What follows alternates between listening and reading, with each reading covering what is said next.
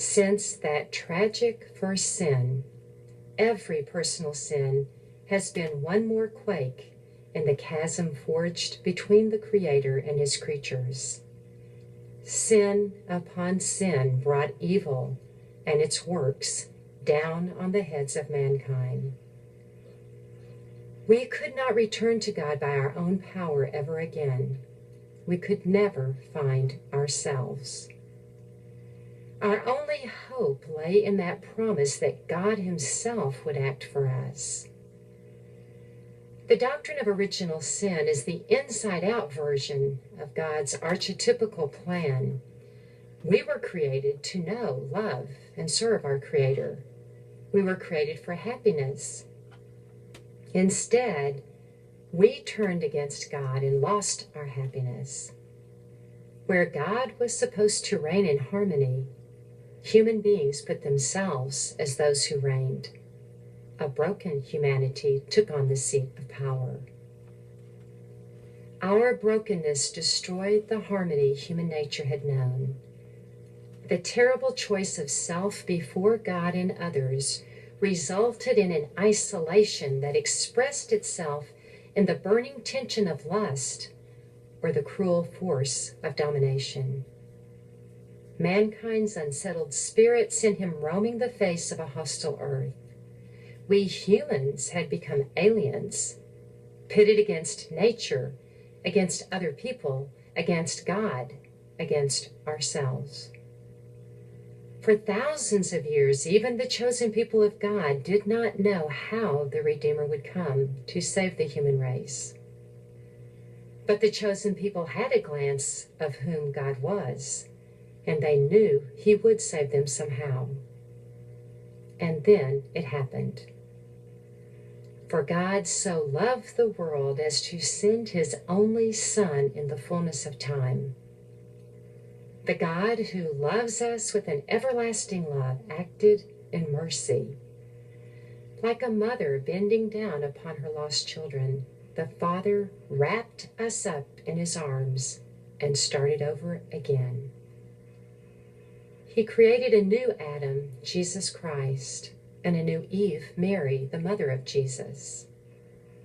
Their love for God and for all humanity would be so pure and so powerful as to breach the chasm mankind had created between the Creator and ourselves. Born of the Virgin Mary, Jesus became man. In him we found for all time the human face of God and the divine face of man. In him hope came into the world, and to those who believed in him, he gave the power to become children of God.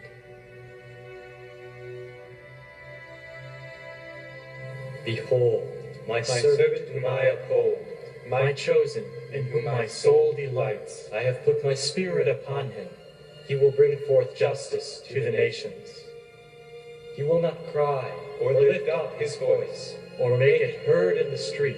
A bruised reed he will not break, and a dimly burning wick he will not quench. He will faithfully bring forth justice. He will not fail or be discouraged till he has established justice in the earth. Who has believed what we have heard, and to whom has the arm of the Lord been revealed? For he grew up before him like a young plant, and like a root out of dry ground. He had no form or comeliness that we should look at him, and no beauty that we should desire him. He was despised and rejected by men, a man of sorrow, and acquainted with grief, and as one from whom men hide their faces. He was despised, and we esteemed him not. Surely he has borne our griefs and carried our sorrows, yet we esteemed him stricken, smitten by God, and afflicted. But he was wounded for our transgressions. He was bruised for our iniquities. Upon him was the chastisement that made us whole. And with his stripes we are healed. All like sheep we have gone astray. We have turned everyone to his own way. And the Lord has laid on him the iniquity of us all. Justice is far from us, and righteousness does not reach us. We look for Light, but all is darkness. for brightness, but we walk in deep shadows. Like the blind, we grope along the wall, Feeling our way like men without eyes. At midday we stumble, as if it were twilight. among the strong we are like the dead.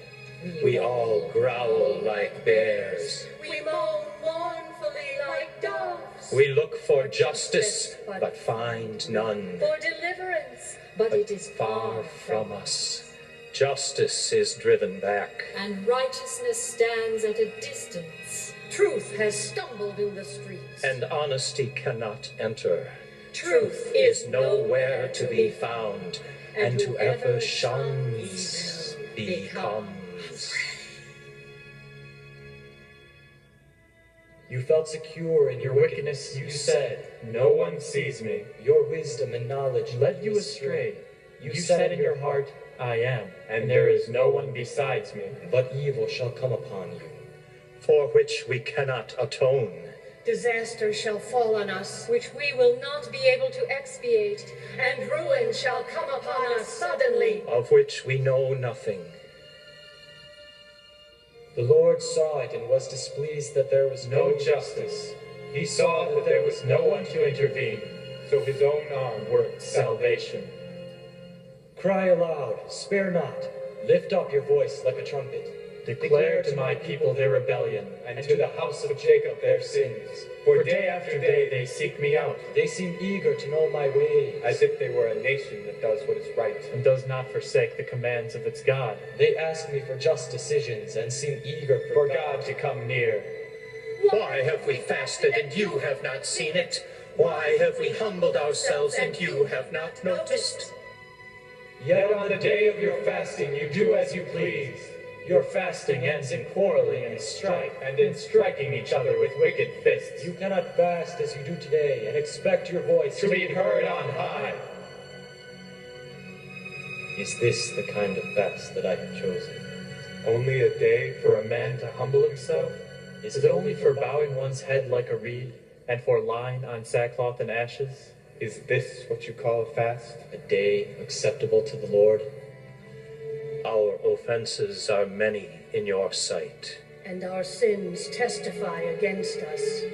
Our offenses are ever with us, And we know our iniquities. Is not this the fast that I have chosen? To loose the bonds of wickedness. To undo the thongs of the yoke, To set the oppressed free. and to break every yoke? Is it not to share your bread with the hungry? and bring the homeless poor into your house? When you see the naked, to cover him. And to not turn away from your own Flesh and blood. Do this in remembrance of me. Then our light shall shine forth like the dawn. and our healing shall quickly appear. Our righteousness shall go before us, And the glory of the Lord shall be our rear guard. Then you shall call, and the Lord will answer. You will cry, And he will say, Here I am. if we do away with the yoke of oppression, With the pointing finger and malicious talk, if we spend ourselves on behalf of the hungry and satisfy the needs of the oppressed, then our light will shine in the darkness, and our night will become like the noonday. The Lord will guide us always, He will satisfy our needs in a sun-scorched land. and will strengthen our frame. We will be like a well-watered garden, like a spring whose waters never fail.